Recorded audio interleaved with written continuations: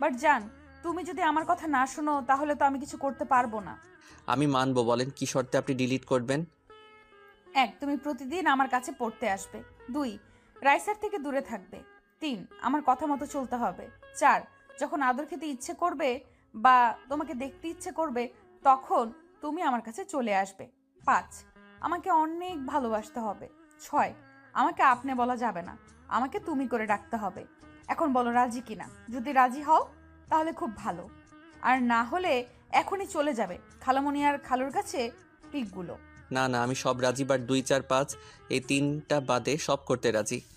Main কাজগুলো বাদ দিলে তোকে দিয়ে আমি কি করব রে? আমি জানি না, বাট জানি এই তিনটা জিনিস মানতে পারবো না।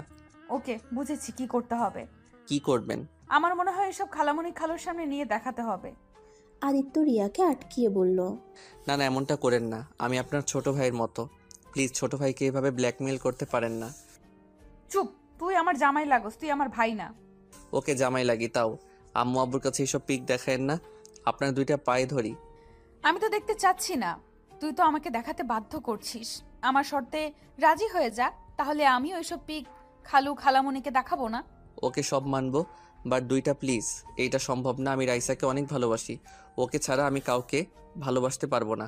ও, তাহলে আমিও তোকে বাঁচাতে পারলাম না রে, কারণ তুই আমার না হইলে অন্য কাউকে হতে দিব। এতটা মহান আমি না রে। ওকে সব বুঝলাম, শুধু একটা কথা মনে রাখবেন, আপনি রাইসার সাথে আমাকে দেখা করার কথা বন্ধ করে দিতে পারবেন, কিন্তু আমার মন থেকে ওকে কখনো ছাড়িয়ে দিতে পারবেন না। আদিত্যর কথাগুলো আদিত্য কথাগুলো বলে রুম থেকে চলে গেল। রিয়া খাটে বসে পড়ল।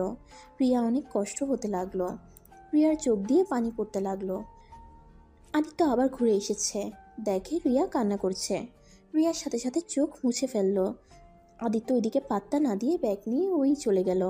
রিয়া ওর ড্রেস পরে নিয়ে ওয়াশরুমে গিয়ে গোসল করে নিল। আর এইদিকে আদিত্য বাসার ভিতরে ঢুকতেই আদিত্যর আম্মু বলল। কি রে আদিত্য, তোর মাথার চুল এত এলোমেলো কেন?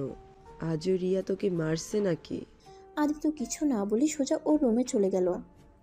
আদিত্য রুমে গিয়ে ব্যাগ ঢিল দিয়ে টেবিলে রেখে দিয়ে শরীর থেকে শার্ট খুলে ছুঁড়ে ফেলে দিল। খাটের উপরে পা ঝুলিয়ে শুয়ে পড়ল। আদিত্য চোখ দিয়ে টপ টপ করে পানি পড়তে লাগলো আর মনে মনে ভাবতে লাগলো। রাইসা, আমাকে তুমি ক্ষমা করে দিও।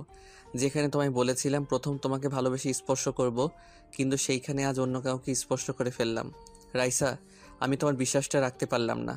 আমি তোমাকে ধোঁকা দিলাম রাইসা। আমি জানি না তুমি কখনো জানতে পারলে আমাকে ক্ষমা করে দিবে কিনা। আদিত্যর কথাগুলো মনে মনে বিড়বিড় করে বলছিল আর কান্না করছিল। তখনই আদিত্যর আম্মু আদিত্যর রুমে এসে দেখে আদিত্য শার্ট ফ্লোরে পড়ে আছে আর পা ঝুলিয়ে শুয়ে আছে।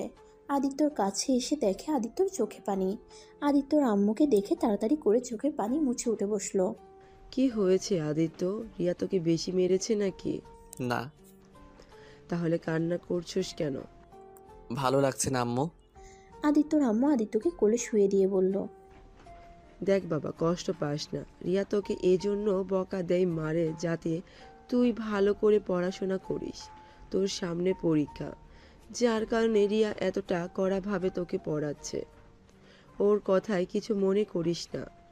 ওই একটু বদমেজাজি আর জেদি একটা মেয়ে, কিন্তু ওর মনটা অনেক নরম রে।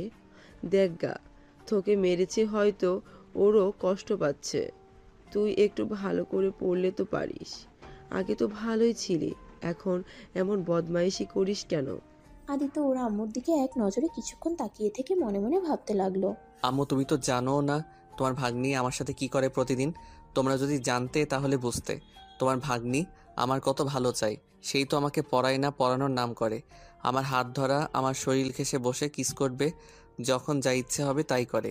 আজ তোমার ভাগ্নি তার স্বপ্ন পূরণ করে নিয়েছে, এতদিনের মনের বাসনা পূর্ণ করে নিয়েছে।